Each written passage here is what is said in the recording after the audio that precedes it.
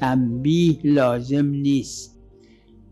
اگر کسی مسئله رو بلد نی، این واجب کفاییه که احکام برسه به مردم. اما کسی مسئله رو بلده، یعنی یک کسی میدونه لباسش در نماز باید خونی نباشه، اما این پشت لباسش پر خونه، فقط خبر نداره، واجب نی بهش بگید.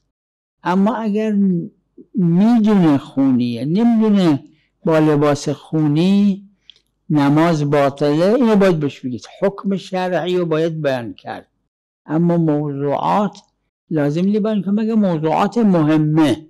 یک کسی رو دارن میکشن به خیال اینکه این قاتل، شما میدونید قاتل نی، این موضوعه، اینجا باید تنبیه کنید.